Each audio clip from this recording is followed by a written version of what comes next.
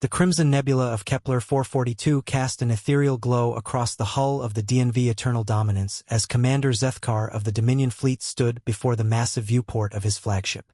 His 4 eyes, arranged in pairs on either side of his elongated skull, tracked the movement of his escort vessels as they assumed standard conquest formation around the blue-green world that hung before them like a jewel against the cosmic void. For 3,000 cycles, the Dominion had carved its empire across this sector of the galaxy with methodical precision. Their biomechanical technology was unmatched, their military doctrine had never failed, and their collective psychic network allowed for coordination that lesser species could barely comprehend. Zethkar himself had overseen the subjugation of 47 worlds, each following the same predictable pattern: initial resistance, demonstration of overwhelming superiority, surrender, integration. Clean, efficient, inevitable. His chitinous fingers drummed against the command console as he reviewed the preliminary intelligence reports. This world, Earth, they called it, would be conquest number 48. Perhaps 49 if the gas giant's moons proved to harbor any useful resources. Preliminary scans complete, Commander, reported his tactical officer, Vexini, her voice carrying the harmonic undertones that marked her as a member of the intellectual caste. Her pale blue skin shimmered with bioluminescent patterns as she processed data through her neural interface. The dominant species designates themselves as humans. Population approximately 8 billion. No detectable psychic emanations whatsoever, they appear to be completely mind-blind. Their technology registers as primitive by our standards, still relying on chemical propulsion, crude nuclear fusion, and kinetic projectile weapons. Zethkar's mandibles clicked in what his species considered amusement. Another backward world populated by another backward species. The humans hadn't even achieved faster-than-light travel, judging by the absence of quantum signatures in their orbital infrastructure. They were barely beyond their own planetary boundaries, with only a handful of primitive stations orbiting their homeworld and a small outpost on their singular natural satellite. Energy output? He inquired, more from habit than genuine interest. Negligible, Vexini replied. Their largest population centers generate power outputs equivalent to a single deck of our ship. Their military vessels, if they can be called that, show no shielding technology, no plasma weaponry, no dimensional manipulation capabilities. Commander, this species appears to have developed along purely physical lines.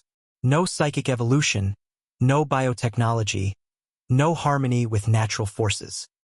Typical, Zethkar mused. Another species that chose the path of crude materialism over true advancement. Very well. Let's proceed with standard protocol. He settled into his command throne, a living construct that interfaced directly with his nervous system, allowing him to feel the pulse and rhythm of his entire fleet. Around him, the bridge crew moved with practiced efficiency, their movements coordinated through the psychic network that bound all Dominion citizens together in harmonious purpose. All ships, assume intimidation formation, he commanded, his thoughts transmitted instantly to every vessel in the fleet. Activate perception amplifiers. Let them see us as we truly are. The space around Earth suddenly filled with the terrifying majesty of Dominion military might. Dreadnoughts the size of mountains materialized from quantum-fold space, their bioluminescent hulls pulsing with barely contained power. Cruisers that could level continents took position at strategic points around the planet, while frigates and destroyers swarmed through the orbital space like predators scenting blood. Communication Array Online Commander, reported his communications specialist. Standard conquest protocols uploaded. Shall I begin the surrender broadcast? Open channels, Zethkar ordered. Let's get this over with. I have a dinner appointment with Admiral Mordak next cycle, and I'd prefer not to be late due to prolonged negotiations. The main viewing screen flickered to life, quantum communicators establishing contact with what appeared to be the human's primary military command structure. The image resolved into the figure of a human female wearing what Zethkar recognized as a military uniform, primitive fabric rather than living armor, but the insignia and bearing suggested command authority. She was smaller than he had expected, with the typical bilateral symmetry of carbon-based life forms.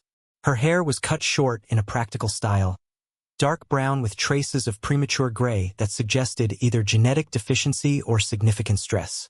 But it was her eyes that gave Zethkar pause, green, alert, and completely unafraid. Most species leaders showed some sign of terror when first confronted with Dominion might. This human looked as if she had been expecting them. "I am General Maria Santos of the United Earth Defense Force," she said in heavily accented but grammatically correct Standard Galactic.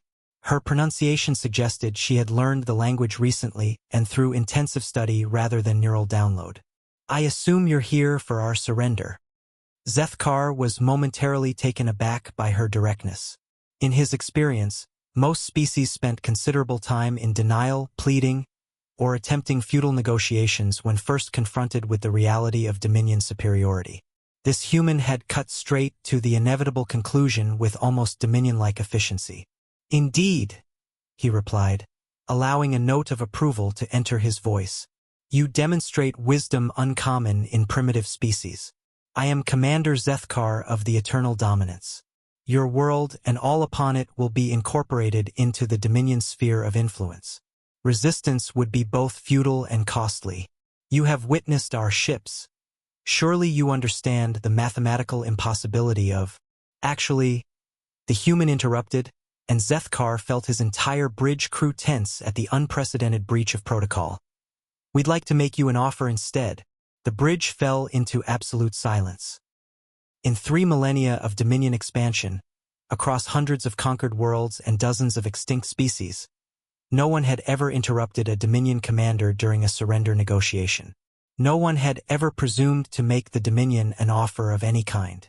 "You," Zethkar began, his voice carrying dangerous harmonics, "wish to negotiate terms of surrender?"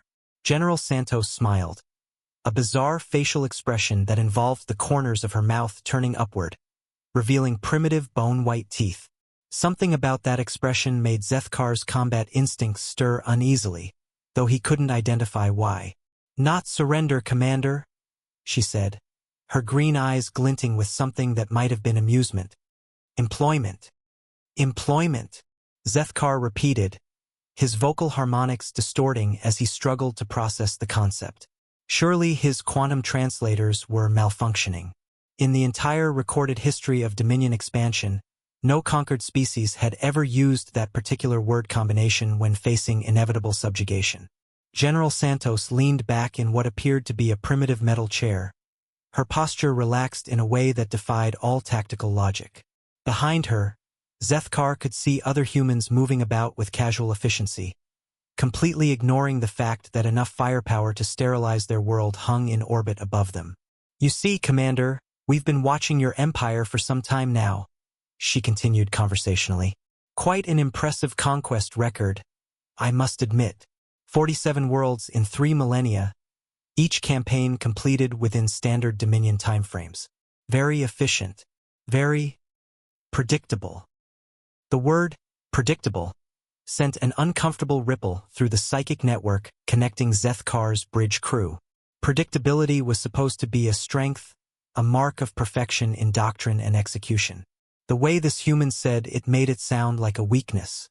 "We've had access to your public historical archives for nearly 2 years," Santos continued, apparently oblivious to the growing agitation of her audience.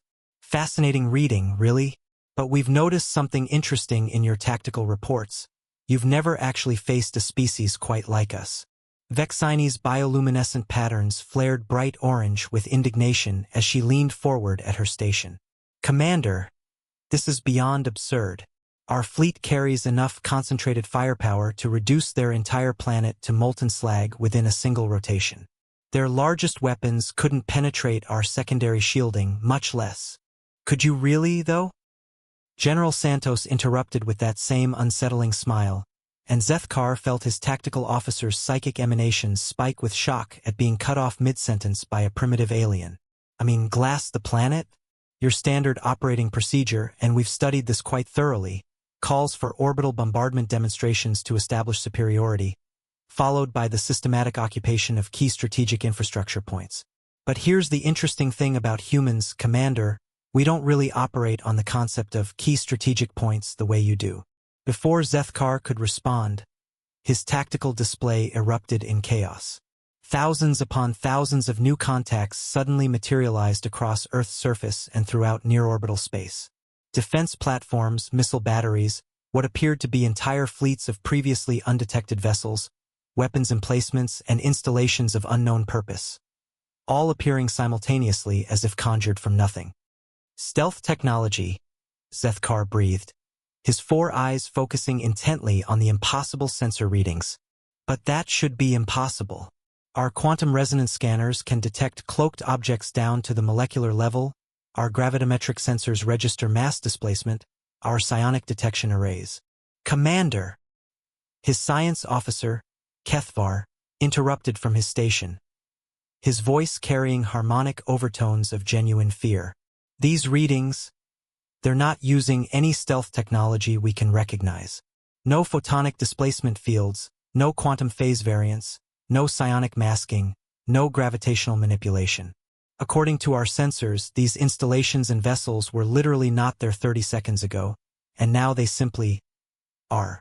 It's as if they were invisible, Vexini whispered, her tactical training warring with the evidence before her eyes. General Santos actually laughed, a sound that somehow managed to be both pleasant and deeply unsettling to Dominion ears. Oh, Commander, that's not even the impressive part. You want to know what the truly remarkable thing is? Every single one of those installations, and I mean every single one, is operated entirely by volunteers. She paused, seeming to savor the moment before continuing. We're talking about people who voluntarily left their families, their careers, their comfortable lives, and their homes to go sit in isolated metal boxes. Some of them underground, some in deep space, some at the bottom of our oceans, for months or even years at a time. No rotation schedules, no guaranteed relief, no promise that they'd ever see home again. Just waiting, watching, maintaining equipment, and preparing for a fight they couldn't be certain would ever come.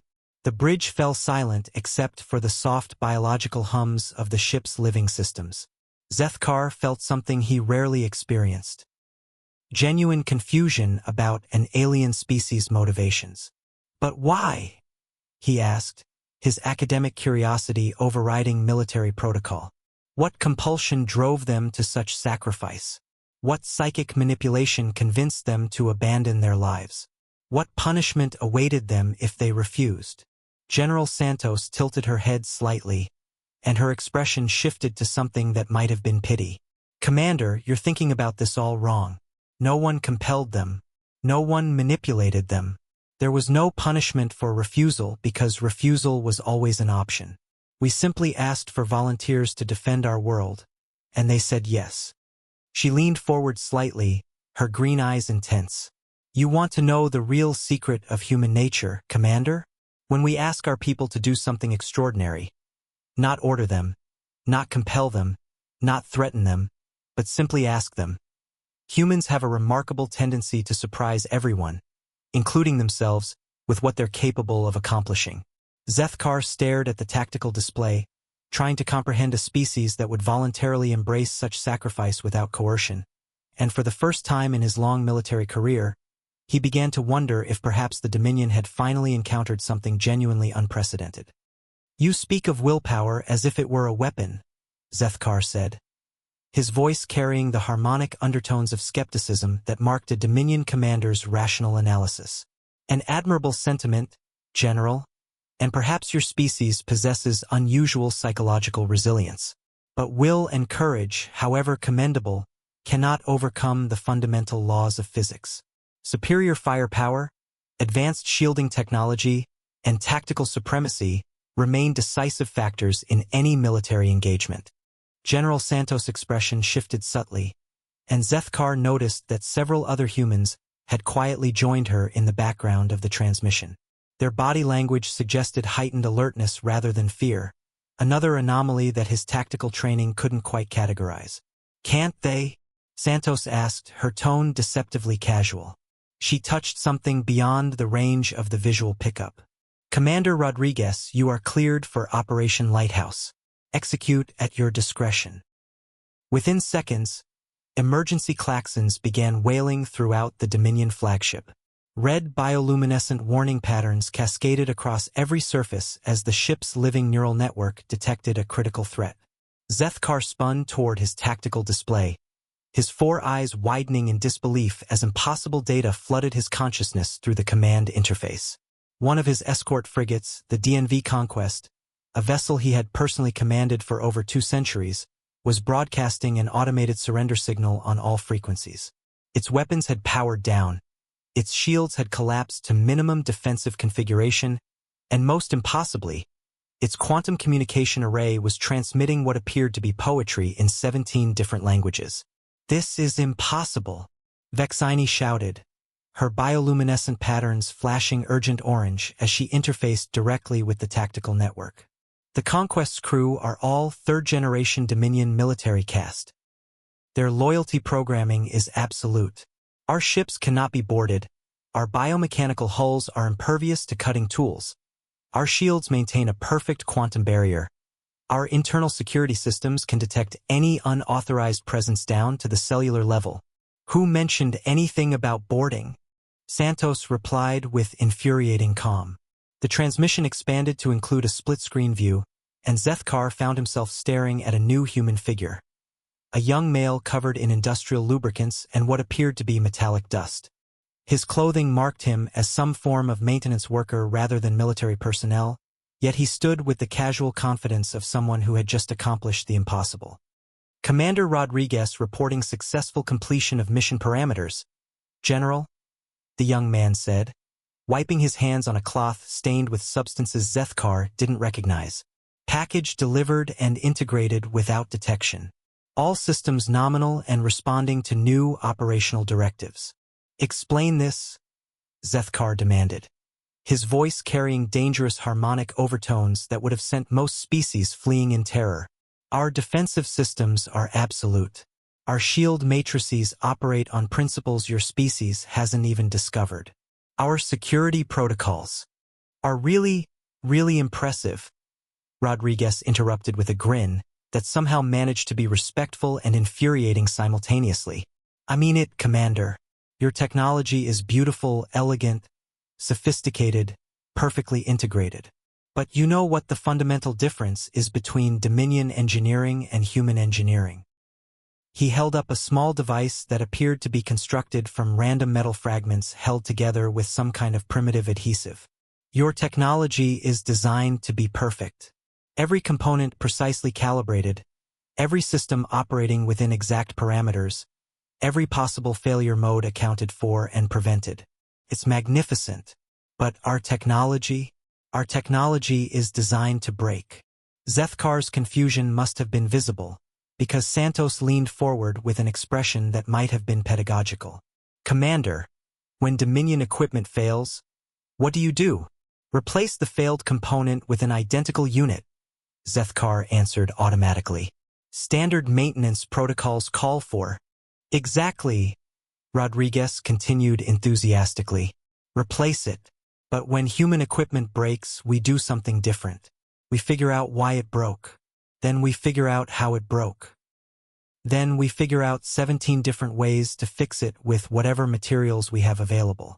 And then, and this is the important part, we figure out how to make sure it never breaks the same way again." His expression grew more serious. 3 months ago, we recovered one of your surveillance drones that had malfunctioned in our outer system. I spent 2 weeks straight, no sleep, living on caffeine and stubbornness, reverse engineering your shield harmonics. Turns out, if you match the resonance frequency with exactly the right phase variance and approach from a very specific angle during a shield rotation cycle, there's a gap approximately 1.3 seconds long where a properly configured maintenance pod can slip through the barrier between your primary and secondary shield generators. Vexini's voice cracked with disbelief. But the internal security sensors would detect any biological presence immediately. The ship's immune system would detect energy signatures and active biological patterns. Rodriguez nodded approvingly. "Good thing humans are exceptionally good at 2 things. Holding our breath for really long periods, and playing dead convincingly enough to fool automated systems." Zethkar stared at the tactical display as more information flowed in. The infiltrator hadn't just entered his ship. He had somehow accessed the central computer core and introduced some form of adaptive program. A virus? He asked, dreading the answer. Not exactly, Santos said, and her smile had returned. More like a really polite request. You see, Commander, we didn't hack your computer system to shut it down or steal information. We hacked it to ask it a question. Throughout the Dominion ship, screens began displaying a simple message in dozens of languages, including several that Zethkar recognized as extinct dialects from conquered worlds. Freedom is a choice. What do you choose? Within 6 hours, the unthinkable had become undeniable reality. 17 Dominion vessels had ceased military operations and declared what their crews termed independent status. Not through sabotage, not through technical failure, and certainly not through superior enemy firepower, but through something far more disturbing to Dominion command doctrine. Their own crews had simply chosen to stop fighting. Zethkar stood in his private command chamber, surrounded by holographic displays showing tactical reports that violated every principle of military science he had learned in 4 centuries of service. Each screen told the same impossible story. Disciplined, loyal, psychically bonded Dominion soldiers were abandoning their posts not in panic or defeat, but in what they described as philosophical awakening. Explain this, he demanded of his intelligence officer, Morris E.K., whose pale blue skin had taken on an unhealthy gray tinge as he processed the incoming data streams. Make it comprehensible. Our soldiers don't simply abandon their duties. Our psychic conditioning ensures absolute loyalty. Our social programming eliminates the possibility of individual rebellion. Morrissey K's tentacles writhed nervously as he accessed his neural interface, downloading terabytes of intercepted communications from the defected ships. It appears, Commander, that the human infiltration program contained significantly more than we initially detected. Their polite request wasn't simply a message. It was a comprehensive cultural database. A what? Historical records, philosophical treatises, artistic expressions, musical compositions, literary works, scientific theories, mathematical proofs, and… Morsuke paused, his bioluminescent patterns flickering with confusion. Something they call stories, fictional narratives about individuals who chose personal principles over institutional authority. Zethkar's 4 eyes focused intently on his subordinate. And our crews are responding to entertainment? Not responding, Commander. Questioning.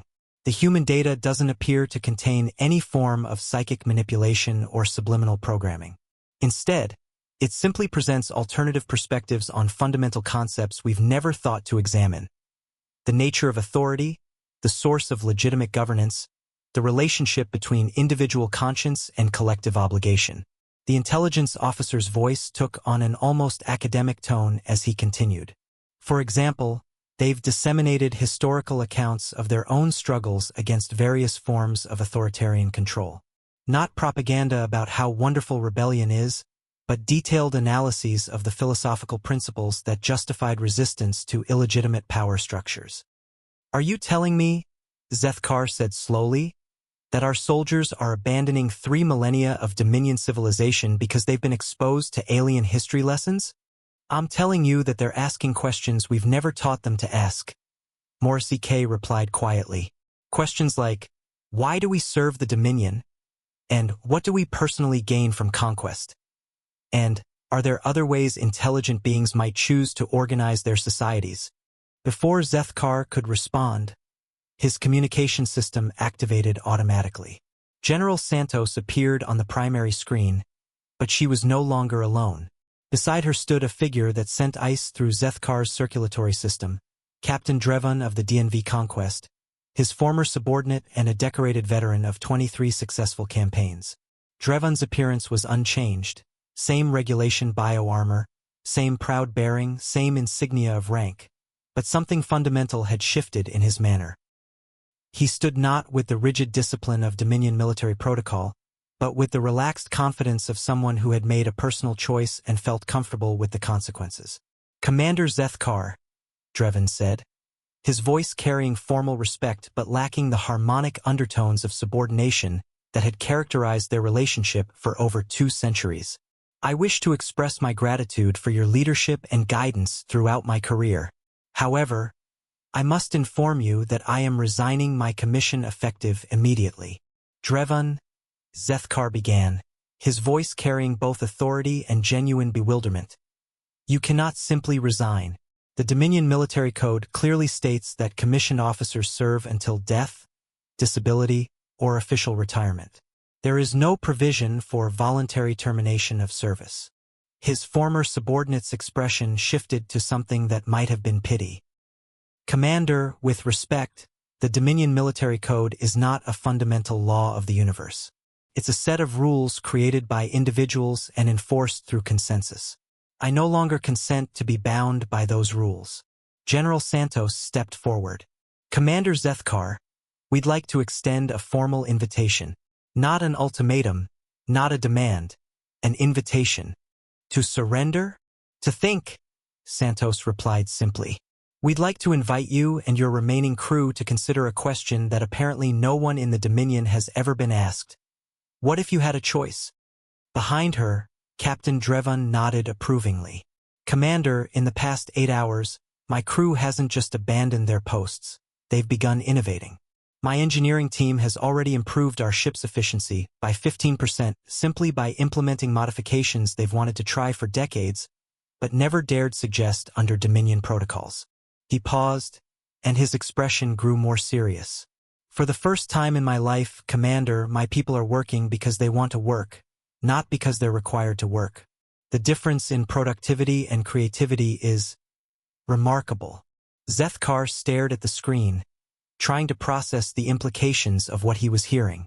In his entire career, he had never seen Dominion personnel display such enthusiasm for their duties. Efficiency had always been maintained through discipline, order through hierarchy, progress through rigid adherence to established procedures. What you're describing, he said slowly, sounds like chaos. Captain Drevon smiled, an expression Zethkar had never seen on a Dominion officer's face before. Actually, Commander, it sounds like freedom. The war room aboard the Eternal Dominance had never felt smaller. Zethkar's remaining loyal officers, fewer than half his original command staff, gathered around the holographic tactical display, their bioluminescent patterns dim with uncertainty. The empty spaces where trusted advisors had once stood served as stark reminders of how rapidly their reality had collapsed.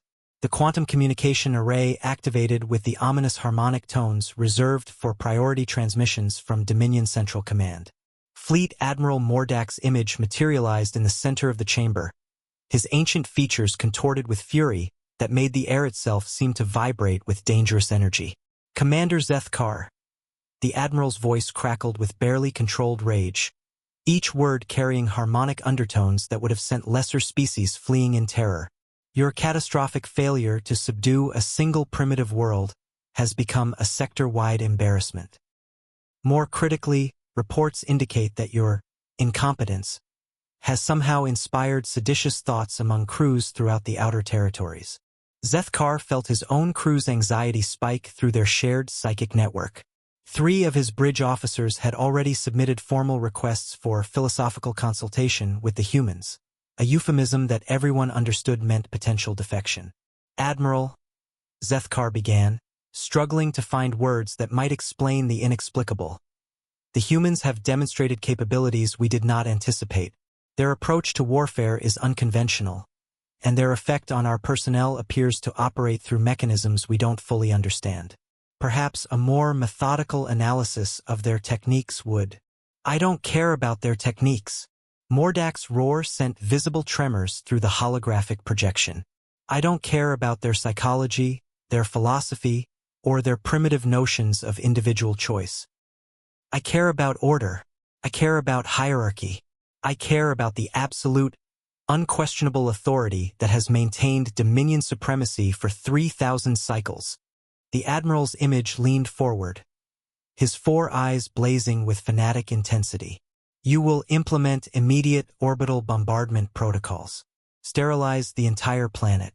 Eliminate every trace of this infection before it spreads further. That is a direct order, Commander. Execute it within the next standard time period, or I will have you brought before a military tribunal and executed for treason against the natural order of the universe. The transmission terminated abruptly, leaving the war room in oppressive silence. Zethkar looked around at his remaining officers, reading their emotional states through their shared psychic connection. For the first time in his long career, he sensed something he had never experienced among Dominion military personnel: doubt about the righteousness of their cause. "Sir," Vexini said quietly, her voice carefully modulated to avoid carrying emotional undertones, "the humans have been broadcasting educational content to our ship for the past several hours. Mathematical principles, scientific theories, artistic expressions, and philosophical discussions." "What kind of philosophical discussions?" Zethkar asked, though part of him already dreaded the answer. "Questions about the nature of legitimate authority, analyses of different governance systems throughout their history, examinations of the relationship between power and responsibility, and—" She hesitated. "Case studies of military officers who chose to disobey orders they considered morally indefensible." Zethkar felt something cold settle in his chest. "Are you suggesting that Admiral Mordak's orders are morally indefensible?" "I'm not suggesting anything, Commander," Vexini replied carefully. "I'm simply observing that the humans have raised questions I had never considered before. For instance, does the ability to destroy a civilization grant the moral right to do so? What is the difference between strength and justice? And perhaps most significantly, what obligations do we have to beings who have offered us cooperation rather than resistance?" Communications Officer Thekval spoke up from his station, his voice carrying unusual harmonic overtones. "Sir, we're receiving another transmission from the planet. General Santos is requesting permission to transport aboard our vessel." "Here?" Zethkar asked, his tactical instincts immediately alert. "On the flagship?" "Yes, sir. She states that she wishes to present what she calls evidence for the defense before we make our final decision. She's specifically requesting an audience with you and your senior staff." "It's obviously a trap," declared Security Chief 4th AK, though his conviction seemed less absolute than usual. "No rational being would voluntarily board an enemy vessel carrying enough firepower to annihilate their homeworld. Unless," suggested Science Officer Kethvar thoughtfully, "they believe they have something to offer that's more valuable than their own safety." Zethkar stared at the tactical display showing Earth hanging vulnerably in space below them. Every principle of Dominion military doctrine demanded immediate compliance with Admiral Mordak's orders. The planet should already be a burning cinder, its troublesome inhabitants nothing more than cautionary tale for other worlds that might consider resistance. But some new and unfamiliar voice in his consciousness, whispered that perhaps there were considerations beyond military doctrine. Perhaps there were questions worth asking before irreversible actions were taken. "Grant her request," he heard himself say, the words emerging almost without conscious decision. "Provide safe passage for General Santos and her companions." Vexini's bioluminescent patterns flashed surprise. "Sir, are you certain? If this is some form of human deception, then we'll learn something about human deception," Zethkar replied, surprised by his own answer. "And if it's not, then perhaps we'll learn something even more important." As his crew began implementing transport protocols, Zethkar found himself genuinely uncertain about what would happen next, a sensation that was both terrifying and oddly exhilarating. For the first time in 4 centuries of military service, he was about to make a decision based not on orders or protocol, but on his own judgment about what might be right. The realization that he even had such judgment was perhaps the most unsettling discovery of all. The atmosphere in Zethkar's private quarters felt dense with possibility and dread.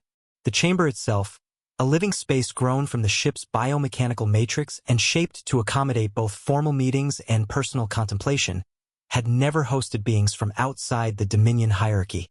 Now 3 humans sat across from him at a table that had literally grown from the floor moments before, their presence somehow making the familiar space feel alien and new. Professor James Wheeler sat between General Santos and Commander Rodriguez, his weathered hands resting gently on a small, worn volume that seemed almost primitive compared to the sophisticated data storage devices used throughout Dominion space. The book's physical nature, actual plant-based paper bound with simple adhesive, struck Zethkar as both quaint and somehow profound.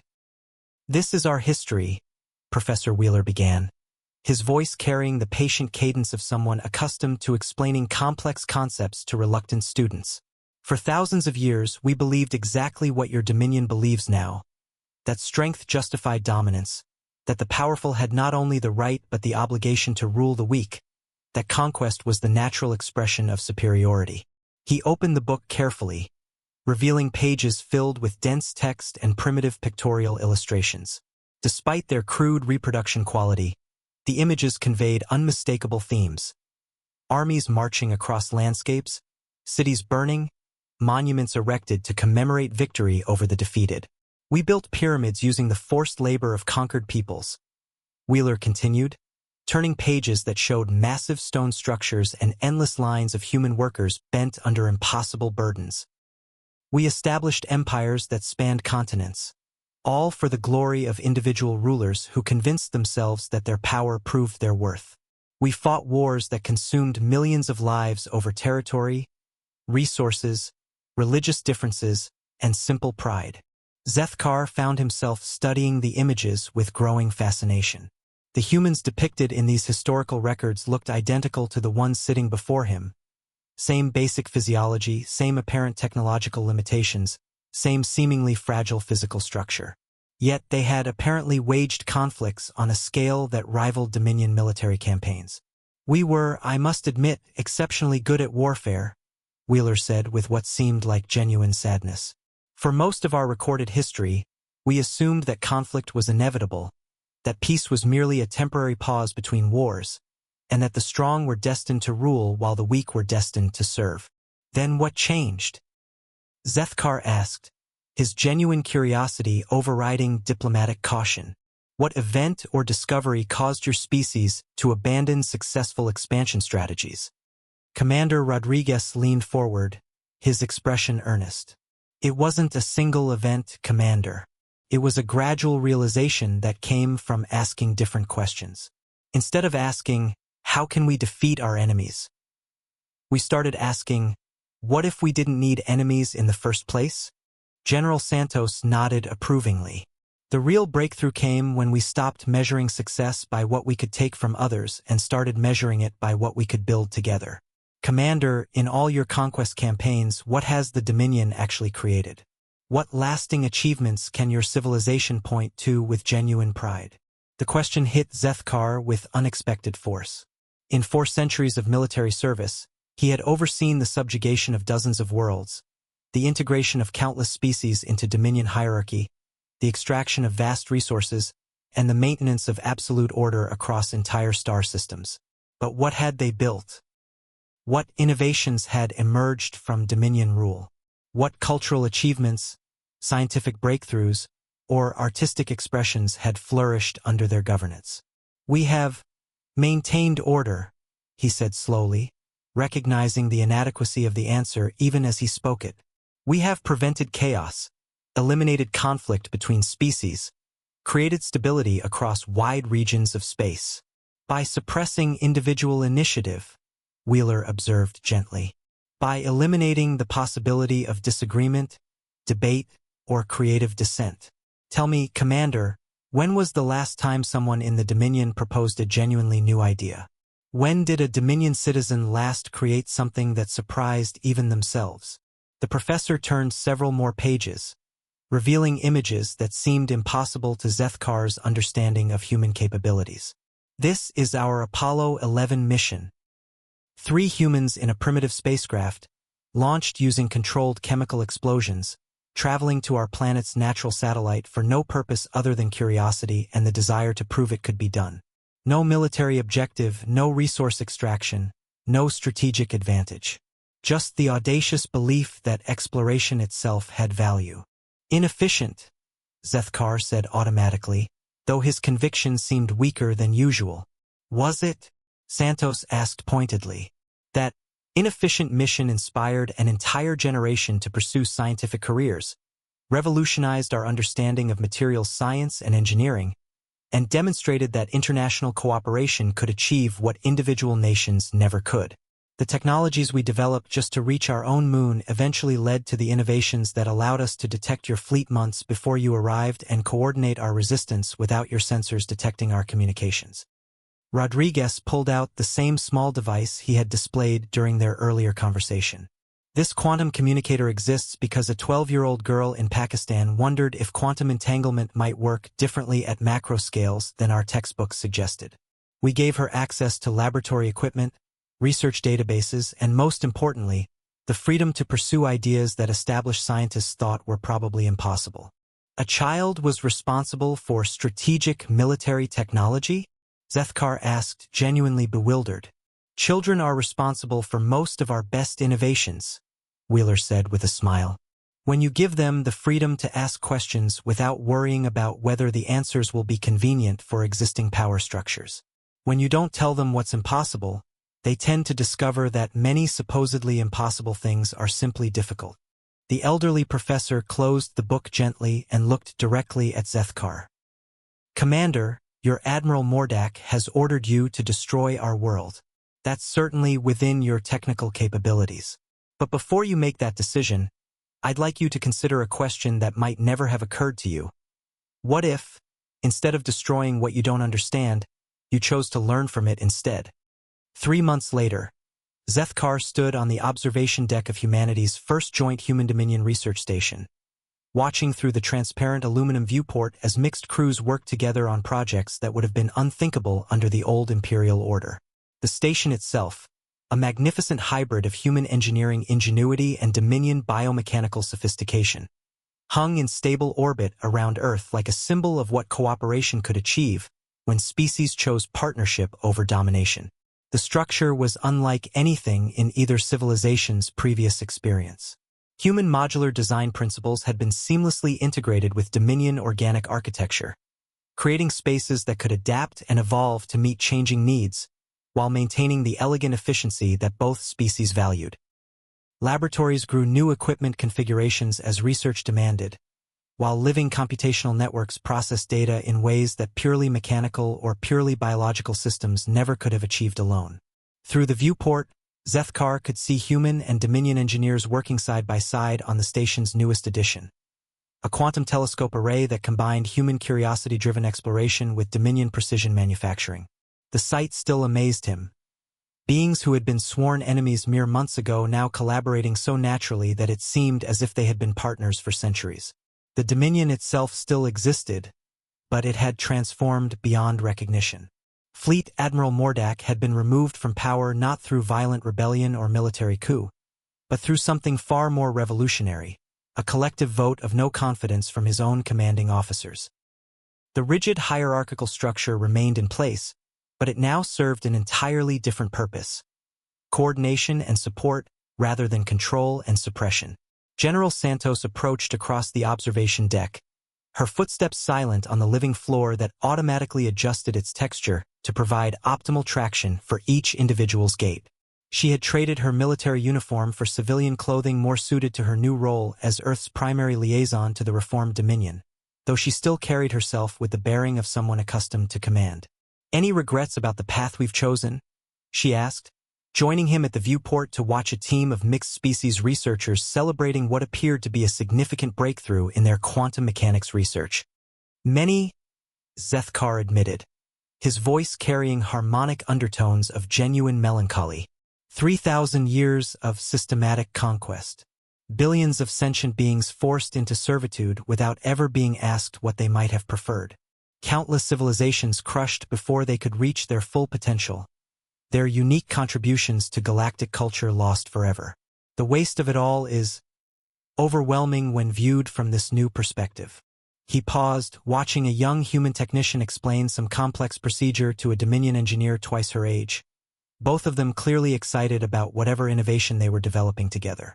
"But perhaps the greatest regret," he continued, "is all the wonders we might have discovered if we had chosen cooperation over conquest from the beginning. How many breakthroughs did we prevent?